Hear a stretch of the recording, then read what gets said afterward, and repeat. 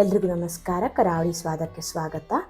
ಇವತ್ತಿನ ವಿಡಿಯೋದಲ್ಲಿ ವೆಜಿಟೇಬಲ್ ಪಲಾವ್ನ ಹೇಗೆ ಮಾಡೋದಂತ ತೋರಿಸ್ಕೊಡ್ತಾ ಇದ್ದೀನಿ. ಯಾವುದೇ ಥರ ಮಸಾಲೆ ಪೌಡರ್ ಬಳಸದೆ ಮನೆಯಲ್ಲೇ ಸಿಗುವ ಸಿಂಪಲ್ ಪದಾರ್ಥನ ಉಪಯೋಗಿಸ್ಕೊಂಡು ನೋಡಿ, ಈ ರೀತಿ ಹೋಟೆಲ್ ಶೈಲಿಯಲ್ಲಿ ಘಮಘಮಿಸುವ ರುಚಿಯಾದ ವೆಜಿಟೇಬಲ್ ಪಲಾವ್ನ ಮಾಡ್ಕೊಳ್ಬಹುದು. ಸಖತ್ತಾಗಿರುತ್ತೆ. ಆಫೀಸ್ ಅಥವಾ ಸ್ಕೂಲ್ ಲಂಚ್ ಬಾಕ್ಸ್ಗೆಲ್ಲ ಸೂಪರ್ ಆಗಿರುತ್ತೆ. ಬನ್ನಿ, ಈ ರುಚಿಯಾದ ವೆಜ್ ಪಲಾವ್ನ ಹೇಗೆ ಮಾಡೋದಂತ ನೋಡೋಣ. ಪಲಾವ್ ಮಾಡಲಿಕ್ಕೆ ಮೊದಲಿಗೆ ನಾನಿಲ್ಲಿ 2 ಕಪ್ ಆಗುವಷ್ಟು ಬುಲೆಟ್ ರೈಸ್ನ ಚೆನ್ನಾಗಿ ತೊಳೆದು ಸ್ವಲ್ಪ ನೀರು ಹಾಕಿ ಒಂದು 10 ರಿಂದ 15 ನಿಮಿಷ ನೆನೆಲಿಕ್ಕೆ ಬಿಡ್ತಾ ಇದ್ದೀನಿ. ಸೋನಾ ಮಸೂರಿ ಅಥವಾ ಬಾಸ್ಮತಿ ಅಕ್ಕಿ ಯಾವುದಾದ್ರೂ ಕೂಡ ಹಾಕ್ಕೊಳ್ಬಹುದು. ಇದನ್ನ ಇವಾಗ ನೆನೆಲಿಕ್ಕೆ ಬಿಟ್ಟು ನೆಕ್ಸ್ಟ್ ಇವಾಗ ಪಲಾವ್ಗೆ ಮಸಾಲೆನ ರೆಡಿ ಮಾಡ್ಕೊಳ್ಳೋಣ. ಸ್ಟವ್ ಮೇಲೆ ಪ್ಯಾನ್ ಇಟ್ಟು ಸ್ವಲ್ಪ ಎಣ್ಣೆ ಹಾಕಿ 1 ಚಮಚ ಆಗುವಷ್ಟು ಧನಿಯಾ ಬೀಜ, ಅರ್ಧ ಚಮಚ ಸೋಂಪು, 1 ಪೀಸ್ ಚಕ್ಕೆ, 3 ಲವಂಗ, 2 ಏಲಕ್ಕಿನ ಹಾಕೊಳ್ತಾ ಇದ್ದೀನಿ. ಹಾಗೆ 1 ಇಂಚ್ ಆಗುವಷ್ಟು ಶುಂಠಿ, 1 ಬೆಳ್ಳುಳ್ಳಿ ಗಡ್ಡಿನ ಸಿಪ್ಪೆ ತೆಗೆದು ಹಾಕೊಂಡಿದ್ದೀನಿ. ಖಾರಕ್ಕೆ ನಾನಿಲ್ಲಿ ಒಂದು 6 ಹಸಿಮೆಣಸಿನ್ಕಾಯಿನ ಹಾಕೊಂಡಿದ್ದೀನಿ. ನೀವು ತಿನ್ನೋ ಖಾರಕ್ಕನುಗುಣವಾಗಿ ಹಸಿಮೆಣಸಿನ್ಕಾಯಿನ ಹೆಚ್ಚು ಕಡಿಮೆ ಹಾಕೊಳ್ಬಹುದು. ಸ್ವಲ್ಪ ಈ ರೀತಿ ಇದನ್ನು ಫ್ರೈ ಮಾಡಿಕೊಂಡು ನಂತರ ಇದಕ್ಕೆ ಒಂದೇ ಒಂದು ಈರುಳ್ಳಿನ ಹಾಕ್ಕೊಳ್ತಾ ಇದ್ದೀನಿ. ಈರುಳ್ಳಿನ ಸ್ವಲ್ಪ ಫ್ರೈ ಮಾಡ್ಕೊಳ್ಬೇಕು. ಗರಂ ಮಸಾಲ ಫ್ಲೇವರ್ ಸ್ವಲ್ಪ ಜಾಸ್ತಿ ಬೇಕನ್ನೋರು ಚಕ್ಕೆ ಮತ್ತು ಲವಂಗನೆಲ್ಲ ಸ್ವಲ್ಪ ಜಾಸ್ತಿ ಕೂಡ ಹಾಕ್ಕೊಳ್ಬಹುದು. ನಾನಿಲ್ಲಿ ಮೈಲ್ಡಾಗಿ ಮಾಡ್ಕೊಂಡಿದ್ದೀನಿ. ಈರುಳ್ಳಿ ಸ್ವಲ್ಪ ಫ್ರೈ ಆದಮೇಲೆ ಸ್ವಲ್ಪ ಪುದೀನ ಸೊಪ್ಪನ್ನು ಹಾಕ್ಕೊಳ್ತಾ ಇದ್ದೀನಿ. ಹಾಗೆ ಸ್ವಲ್ಪ ಕೊತ್ತಂಬರಿ ಸೊಪ್ಪನ್ನು ಸಹ ಸೇರಿಸ್ಕೊಳ್ತಾ ಇದ್ದೀನಿ. ದಂಟಿನ ಸಮೇತ ಹಾಕೊಳ್ಳಿ, ಫ್ಲೇವರ್ ಚೆನ್ನಾಗಿ ಬರುತ್ತೆ. ಇದಿಷ್ಟನ್ನು ಹಾಕಿ ನಂತರ ಇದಕ್ಕೆ 3 ಚಮಚ ಆಗುವಷ್ಟು ಹಸಿ ಕಾಯಿ ತುರಿನ ಹಾಕ್ಕೊಳ್ತಾ ಇದ್ದೀನಿ. ಒಳ್ಳೆ ಟೇಸ್ಟ್ ಕೊಡುತ್ತೆ. ಇದೆಲ್ಲವನ್ನು ಸ್ವಲ್ಪ ಫ್ರೈ ಮಾಡ್ಕೊಳ್ಳಿ. ಕೊತ್ತಂಬರಿ ಸೊಪ್ಪು, ಪುದೀನ ಸೊಪ್ಪು ಚೆನ್ನಾಗಿ ಬಾಡಲಿ. ಹಸಿ ಮಸಾಲೆ ಹಾಕೋದಕ್ಕಿಂತ ಈ ರೀತಿ ಒಂದ್ಸಲ ಮಸಾಲೆನೆಲ್ಲ ಹುರಿದು ಪಲಾವ್ ಮಾಡಿ ನೋಡಿ, ತುಂಬಾ ರುಚಿಯಾಗಿ ಬರುತ್ತೆ. ನೋಡಿ, ಈ ರೀತಿ ಎಲ್ಲವನ್ನು ಚೆನ್ನಾಗಿ ಹುರಿದಾದ್ಮೇಲೆ ಸ್ಟವ್ನ ಆಫ್ ಮಾಡ್ಕೊಳ್ತಾ ಇದ್ದೀನಿ. ಸ್ವಲ್ಪ ತಣದ ಮೇಲೆ ಮಿಕ್ಸಿ ಜಾರಿಗೆ ಹಾಕಿ ರುಬ್ಕೊಳ್ಬೇಕು. ಹುರಿದಿರೋ ಮಸಾಲೆನೆಲ್ಲ ಮಿಕ್ಸಿ ಜಾರಿಗೆ ಹಾಕಿ ರುಬ್ಲಿಕ್ಕೆ ಸ್ವಲ್ಪ ನೀರು ಸೇರಿಸ್ಕೊಂಡು ಇದೆಲ್ಲವನ್ನು ನುಣ್ಣಗೆ ಪೇಸ್ಟ್ ಮಾಡ್ಕೊಳ್ಳಿ. ನೋಡಿ, ಈ ರೀತಿ ನುಣ್ಣಗೆ ಸ್ವಲ್ಪ ಗಟ್ಟಿಯಾಗಿ ರುಬ್ಕೊಂಡಿದ್ದೀನಿ. ಹೀಗೆ ಇದನ್ನು ರುಬ್ಕೊಂಡು ಸೈಡಲ್ಲೇ ತಿಟ್ಕೊಳ್ತಾ ಇದ್ದೀನಿ. ನಂತರ ಪಲಾವ್ ಮಾಡಲಿಕ್ಕೆ ಸ್ಟವ್ ಮೇಲೆ ಒಂದು ಕುಕ್ಕರ್ ಇಟ್ಟು ಸ್ವಲ್ಪ ಎಣ್ಣೆ ಹಾಕ್ಕೊಳ್ತಾ ಇದ್ದೀನಿ.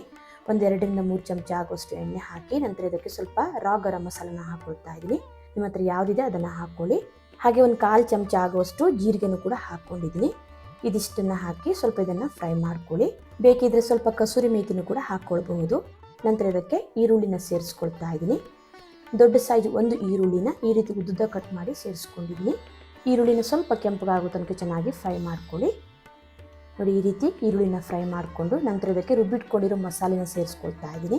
ಹಾಗೆ ಮಿಕ್ಸಿ ಜಾರಿಗೆ ಸ್ವಲ್ಪ ನೀರು ಸೇರಿಸಿ ಆ ನೀರನ್ನು ಕೂಡ ಹಾಕ್ಕೊಂಡಿದ್ದೀನಿ. ನೀರು ಜಾಸ್ತಿ ಹಾಕ್ಕೊಳ್ಳಿಕ್ಕೆ ಹೋಗಬೇಡಿ. ಮತ್ತೆ ಈ ಮಸಾಲೆನ ಹುರಿಯೋದೇನು ಬೇಕಾಗಿಲ್ಲ. ಆಲ್ರೆಡಿ ಚೆನ್ನಾಗಿ ಹುರಿದು ರುಬ್ಕೊಂಡಿರೋದ್ರಿಂದ ಒಂದು 2 ನಿಮಿಷ ಈ ರೀತಿ ಚೆನ್ನಾಗಿ ಮಿಕ್ಸ್ ಮಾಡ್ಕೊಳ್ತಾ ಇದ್ದೀನಿ. ನಂತರ ಇದಕ್ಕೆ ತರಕಾರಿನ ಸೇರಿಸ್ಕೊಳ್ತಾ ಇದ್ದೀನಿ. ನಾನಿಲ್ಲಿ ಕ್ಯಾರೆಟ್, ಬೀನ್ಸ್, ಹಸಿ ಬಟಾಣಿ, ಹೂಕೋಸು, ನವಿಲುಕೋಸು ಅಥವಾ ಗೆಡ್ಡೆಕೋಸು ಏನಂತೀವಲ್ಲ ಅದನ್ನು ಹಾಕ್ಕೊಂಡಿದ್ದೀನಿ. ಇದೆಲ್ಲವನ್ನು ಒಂದು ಅರ್ಧ ಕಪ್ ಆಗುವಷ್ಟು ಹಾಕ್ಕೊಂಡಿದ್ದೀನಿ. ಜೊತೆಗೆ ಒಂದು 1/4 ಚಮಚ ಆಗುವಷ್ಟು ಅರಿಶಿಣದ ಪುಡಿ, 1 ಚಮಚ ಆಗುವಷ್ಟು ಉಪ್ಪು ಹಾಕ್ಕೊಂಡು ಚೆನ್ನಾಗಿ ಇದನ್ನು ಒಂದ್ಸಲ ಮಿಕ್ಸ್ ಮಾಡ್ಕೊಳ್ಳಿ. ಮಸಾಲೆ ಜೊತೆ ತರಕಾರಿನೆಲ್ಲ ಒಂದು 2 ರಿಂದ 3 ನಿಮಿಷ ಚೆನ್ನಾಗಿ ಫ್ರೈ ಮಾಡ್ಕೊಳ್ಳಿ. ತರಕಾರಿನೆಲ್ಲ ಸ್ವಲ್ಪ ಜಾಸ್ತಿ ಹಾಕೊಳ್ಳೋದ್ರಿಂದ ವೆಜ್ ಪಲಾವ್ ತುಂಬಾ ಟೇಸ್ಟಿಯಾಗಿ ಬರುತ್ತೆ. ಹಾಗೆ ನಾನಿಲ್ಲಿ ಒಂದೇ ಒಂದು ಟೊಮೆಟೊನು ಕೂಡ ಹಾಕ್ಕೊಳ್ತಾ ಇದ್ದೀನಿ. ಟೊಮೆಟೊ ಬೇಡ ಅನ್ನೋರು ಸ್ಕಿಪ್ ಮಾಡ್ಕೊಳ್ಬಹುದು. ನಾನು ಹಾಕಿದ್ದಷ್ಟೇ ಅಥವಾ ನಾನು ಹಾಕಿದ್ದೇ ತರಕಾರಿ ಹಾಕೋಬೇಕಂತಿಲ್ಲ. ನಿಮ್ಗೆ ಇಷ್ಟವಾದ ತರಕಾರಿನ ಸ್ವಲ್ಪ ಜಾಸ್ತಿ ಅಥವಾ ಕಡಿಮೆ ಪ್ರಮಾಣದಲ್ಲಿ ಕೂಡ ಹಾಕ್ಕೊಳ್ಬಹುದು. ಮಸಾಲೆ ಜೊತೆ ತರಕಾರಿನೆಲ್ಲ ಒಂದು 2 ರಿಂದ 3 ನಿಮಿಷ ಚೆನ್ನಾಗಿ ಫ್ರೈ ಮಾಡಿಕೊಂಡು ನಂತರ ಇದಕ್ಕೆ ನೀರು ಸೇರಿಸ್ಕೊಳ್ತಾ ಇದ್ದೀನಿ. ನಾನಿಲ್ಲಿ 4 ಕಪ್ ಆಗುವಷ್ಟು ನೀರು ಹಾಕ್ಕೊಂಡಿದ್ದೀನಿ. ಹಾಗೆ ರುಚಿಗೆ ಬೇಕಾದಷ್ಟು ಉಪ್ಪನ್ನು ಹಾಕ್ಕೊಳ್ಳಿ. ಆಲ್ರೆಡಿ ತರಕಾರಿ ಫ್ರೈ ಮಾಡುವಾಗ ಕೂಡ ಸ್ವಲ್ಪ ಉಪ್ಪು ಹಾಕ್ಕೊಂಡಿರೋದ್ರಿಂದ ಉಪ್ಪನ್ನು ನೋಡ್ಕೊಂಡು ಸೇರಿಸ್ಕೊಳ್ಳಿ. 2 ಕಪ್ ಅಕ್ಕಿಗೆ ನಾನಿಲ್ಲಿ 4 ಕಪ್ ಆಗುವಷ್ಟು ನೀರು ಹಾಕ್ಕೊಂಡಿದ್ದೀನಿ. ನೀರು ಹಾಕಿ ಚೆನ್ನಾಗಿ ಮಿಕ್ಸ್ ಮಾಡಿಕೊಂಡು ಉಪ್ಪನ್ನೆಲ್ಲ ಅಡ್ಜಸ್ಟ್ ಮಾಡಿ ನಂತರ ಇದನ್ನು ಕುದಿಲಿಕ್ಕೆ ಬಿಡೋಣ. ನೋಡಿ, ಈ ರೀತಿ ಚೆನ್ನಾಗಿ ಕುದಿ ಬರ್ತಿರುವಾಗ ಅಕ್ಕಿನ ಹಾಕ್ಕೊಳ್ಬೇಕು. ಅಕ್ಕಿನ ಹಾಕಿ ನೀಟಾಗಿ ಒಂದ್ಸಲ ಮಿಕ್ಸ್ ಮಾಡಿಕೊಂಡು ಮತ್ತೆ ಇದನ್ನು ಕುದಿಲಿಕ್ಕೆ ಬಿಡಬೇಕು. ಇವಾಗಲೇ ಉಪ್ಪು ಖಾರ ಏನಾದರೂ ಕಡಿಮೆ ಇದ್ದರೆ ಚೆಕ್ ಮಾಡ್ಕೊಂಡು ಸೇರಿಸ್ಕೊಳ್ಬಹುದು. ನಂತರ ಕೊನೆಗೆ ನಾನಿಲ್ಲಿ ಒಂದು 2 ಚಮಚ ಆಗುವಷ್ಟು ತುಪ್ಪ ಹಾಕ್ಕೊಳ್ತಾ ಇದ್ದೀನಿ. ತುಪ್ಪ ಆಪ್ಷನಲ್, ಬೇಡ ಅನ್ನೋರು ಸ್ಕಿಪ್ ಮಾಡ್ಕೊಳ್ಬಹುದು. ಕೊನೆಗೆ ಈ ರೀತಿ ಸ್ವಲ್ಪ ತುಪ್ಪ ಹಾಕೊಳ್ಳೋದ್ರಿಂದ ಪಲಾವ್ಗೆ ಒಳ್ಳೆ ಘಮ ಬರುತ್ತೆ. ಹಾಗೆ ನಾನಿಲ್ಲಿ ಒಂದು ಅರ್ಧ ಚಮಚ ಆಗುವಷ್ಟು ನಿಂಬೆ ರಸನ ಹಾಕ್ಕೊಳ್ತಾ ಇದ್ದೀನಿ. ಹಾಗೆ ಬೇಕಿದ್ರೆ ಸ್ವಲ್ಪ ಸಣ್ಣದಾಗಿ ಕಟ್ ಮಾಡಿರೋ ಕೊತ್ತಂಬರಿ ಸೊಪ್ಪನ್ನು ಕೂಡ ಹಾಕ್ಕೊಳ್ಬಹುದು. ಇದು ಆಪ್ಷನಲ್. ಇದಿಷ್ಟನ್ನು ಹಾಕ್ಕೊಂಡು ಚೆನ್ನಾಗಿ ಮಿಕ್ಸ್ ಮಾಡಿ. ನೋಡಿ, ಈ ರೀತಿ ತಳದಿಂದ ಮಿಕ್ಸ್ ಮಾಡ್ಕೊಳ್ಬೇಕು, ಇಲ್ಲಾಂದರೆ ತಳ ಹಿಡಿಯೋ ಚಾನ್ಸಸ್ ಇರುತ್ತೆ. ನೀಟಾಗಿ ಈ ರೀತಿ ತಳದಿಂದ ಚೆನ್ನಾಗಿ ಒಂದ್ಸಲ ಮಿಕ್ಸ್ ಮಾಡಿಕೊಂಡು ಕುಕ್ಕರ್ ಮುಚ್ಚಳನ ಮುಚ್ಚಿ 1 ರಿಂದ 2 ವಿಸಿಲ್ ಆಗೋ ತನಕ ಬೇಯಿಸ್ಕೊಳ್ಬೇಕು.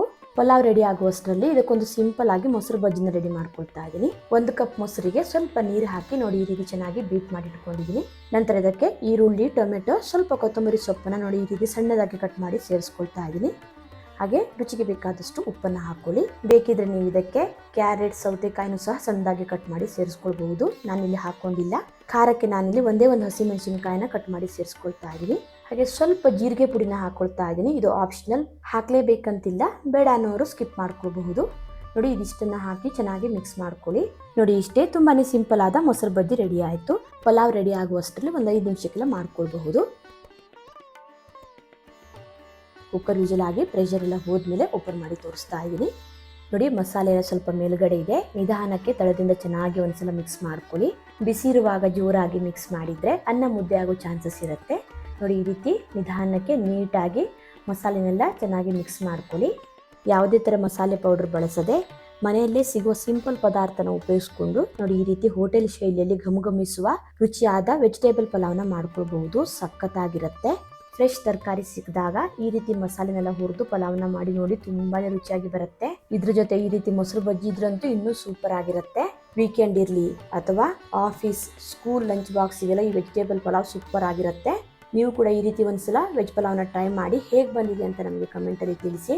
ವಿಡಿಯೋ ಇಷ್ಟ ಆದರೆ ಲೈಕ್, ಶೇರ್, ಕಮೆಂಟ್ ಮಾಡೋದನ್ನು ಮರಿಬೇಡಿ. ಮತ್ತೆ ಸಿಗ್ತೀನಿ ಹೊಸ ವಿಡಿಯೋ ಒಂದಿಗೆ. ಧನ್ಯವಾದಗಳು.